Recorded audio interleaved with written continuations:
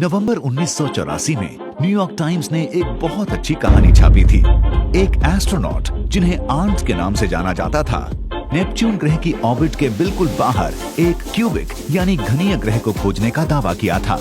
इसके 100 सालों से भी कम में एक और खोज की गई, इस बार एक ऐसे आदमी के द्वारा जिसने न सिर्फ उस ग्रह को नाम दिया बल्कि जिसके पास उस ग्रह के नक्शे और उसके विदेशी जीवों के स्केचेस भी थे। इत्तेफाक, पागलपन या फिर क्यूबिक ग्रह संभव हैं? क्या एक क्यूबिक ग्रह पर इंसान रह सकते हैं? हमारी जलवायु कैसे बदल सकती है? गुरुत्वाकर्षण पर इसका क्या प्रभाव पड़ सकता है? क्या हम इसे सह सकते हैं? आप देख रहे हैं क्या हो अगर, और ये है क्या हो अगर पृथ्वी एक क्यूब के आकार की हो तो। सारे ग्रह गोल हैं, पर क्या कभी आपने सोचा है ऐसा क्यों है? चलिए समय में थोड़ा पीछे चलते हैं। लगभग 4.5 बिलियन साल पहले नेब्यूला, जो गैस और धूल से बना एक बड़ा बादल था, टूटकर एक गर्म तारा बन गया और उसने अपने गुरुत्वाकर्षणीय खिंचाव से अगल बगल के सारे पदार्थों को अपनी तरफ खींचकर अपने केंद्र के अगल बगल एक घूमती हुई बड़ी सी डिस्क बना ली।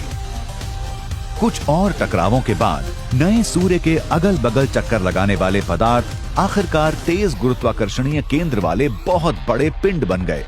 ये ग्रह बन गए। किसी भी ग्रह के अंदर गुरुत्वाकर्षण केंद्र की ओर हर तरफ से बराबर खींचा जाता है। इससे वे गोल होते हैं। क्योंकि पृथ्वी जिस पर हम रहते हैं वो गोल है और उसका गुरुत्वाकर्षणीय खिंचाव जहां भी आप जाएं एक जैसा होता है। इसका मतलब है कि जब तक आप एक समतल सतह पर हैं, आप सीधे खड़े रहेंगे। पर क्या होगा अगर गुरुत्वाकर्षण के बंटवारे को बदल दिया जाए? तो क्या आप एक किनारे पर रहना चाहते हैं? तो कोई एक तरफ चुन लें। अब पृथ्वी के 6 भाग हैं, पर इनमें से एक भी अच्छा नहीं है। ऐसा इसलिए कि आप जहां भी जाएंगे आपको लगेगा कि आप एक खड़ी हुई पहाड़ी पर चढ़ रहे हैं। एक क्यूबिक पृथ्वी पर उसके हर भाग के केंद्र पर गुरुत्वाकर्षण सबसे ज्यादा होता है।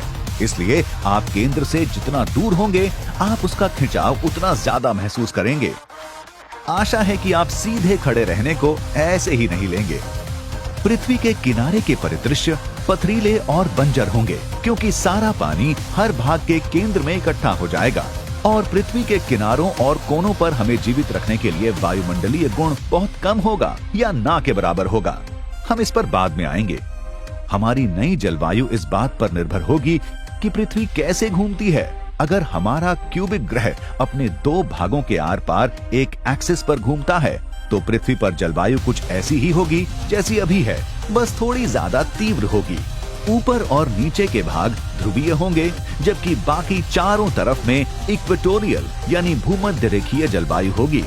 हालांकि अगर पृथ्वी एक क्यूब होती जो कि अपने किनारों के आर पार घूमती तो हर भाग पर सुहानी जलवायु होती और आप बहुत ज्यादा तापमान और बारिश को अलविदा बोल सकते। दुर्भाग्यवश इसका मतलब काल्पनीय भूमध्य रेखीय दुनिया को भी अलविदा बोलना होता। एक अच्छी तरफ आप शायद बाहरी अंतरिक्ष में भी जा सकते हैं, क्योंकि हमारा वायुमंडल गुरुत्वाकर्षण के कारण नीचे की तरफ है और क्योंकि अब पृथ्वी के हर भाग के केंद्र से गुरुत्वाकर्षण खींच रहा है। इसका मतलब है कि जहां गुरुत्वाकर्षण ज्यादा होगा वहां वायुमंडल घना होगा और किनारों की तरफ बहुत कम। इससे भी ज्यादा अगर हमारी क्यूबिक पृथ्वी का नाप हमारे आज के गोलाकार विश्व जैसा होता तो उसके पैने और खड़े हुए किनारे असल में हमारे वायुमंडल से बाहर निकल जाते। ये इलाके सुरक्षित नहीं होते और इसीलिए रहने लायक नहीं होते। पर कौन बोल सकता है एक स्पेस सूट में आप एक ही समय पर विश्व के अंदर और बाहर खड़े नहीं हो सकते? क्या आप ऐसा करते? एक क्यूबिक ग्रह पर आप और क्या क्या करते? क्या आप इसके अनुसार ढल पाते? 6 तरफ वाली इस पृथ्वी पर हम अपने को क्या बोलते? क्यूबिस्ट्स? क्यूबन्स? हम कभी पता नहीं कर सकते, पर यह शायद अच्छे के लिए है। पर जब तक आप में उत्सुकता है हम चीजों को आजमाते रहेंगे। क्या हो अगर के दूसरे एपिसोड्स जल्द ही आ रहे हैं। हमारे साथ बने रहें।